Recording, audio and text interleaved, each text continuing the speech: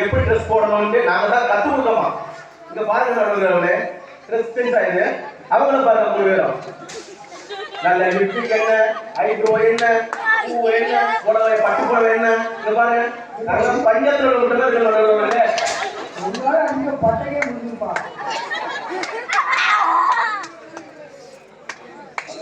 ஆகையால் திருமணத்திற்கு பிறகு மகிழ்ச்சியா இருப்பது பெண்கள் தான், பெண்களே பெண்களே என்று என் நிறைவை இதோடு முடித்துக் கொள்கிறேன். நன்றி, வணக்கம்.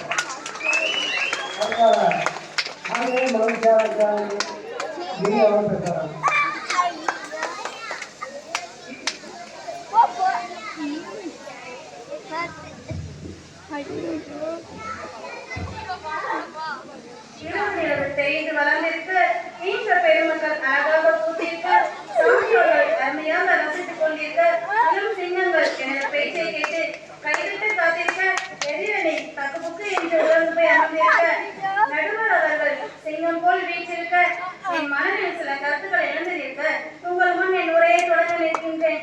வாழ்க்கை என்பது இனிமையான பூந்தோட்டமாக இருந்ததுங்க. உண்மையாவே இருந்தது கல்யாணத்துக்கு முன்னாடி எங்களுக்கு. ஆனா இப்போ கொடுமையான போராட்டமாக இருக்குதுங்க. கடவுள் படைத்ததிலேயே மகிழ்ச்சியாக படைத்த உயிரினம் ஆன்மை மட்டும்தான் சத்தியமா சொல்றேங்க. இவங்க திருமணத்துக்கு முன்னாடி எப்படி இருந்தாங்க தெரியுமா? ஊதா சட்டை போட்டு ஊதாரி பையில ஊரா திரும்பிடுறாங்க.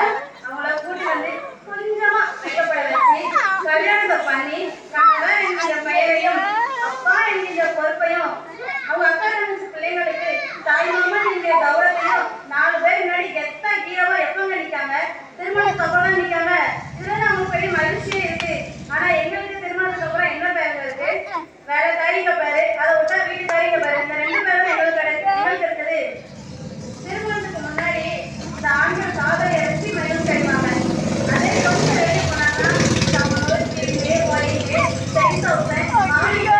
நெப்போலியன், கல்யாணி, பக்காடி, அதுலயும் புதுசா பிளேவர் லெமன் பக்காடி 1848 அட்டென்ஷன், இப்ப புதுசா 2026 வீரன். இதை வச்சு மகிழ்ச்சி அடையாங்கல்ல. இதெல்லாம் முடிச்சு வீட்டுக்கு வந்தா எல்லா கலவையும் சேர்ந்து மனைவி வச்சு மகிழ்ச்சி அடையாங்க. எல்லாம் நீங்க ஒரு வார்த்தை சொல்லுங்க பாப்போம்.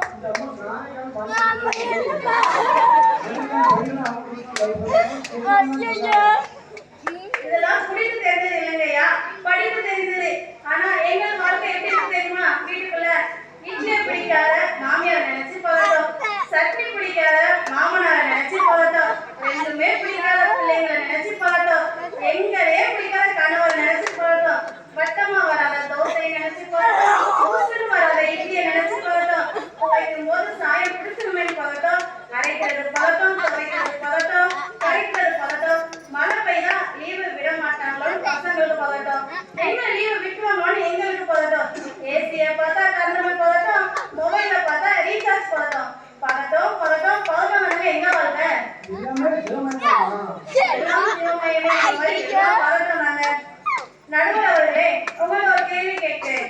உங்க வாழ்க்கையில உங்களுடைய உயிர் யாரு, உலகம் யாரு?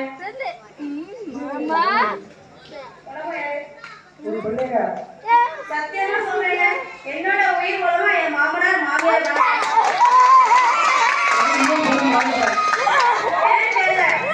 சத்தியமா சொல்றேன், ஏன்னா என்னோட மாமனார் மாமியார் என் புருஷனோட மாமனார் மாமியார் உயிர் மூலமா.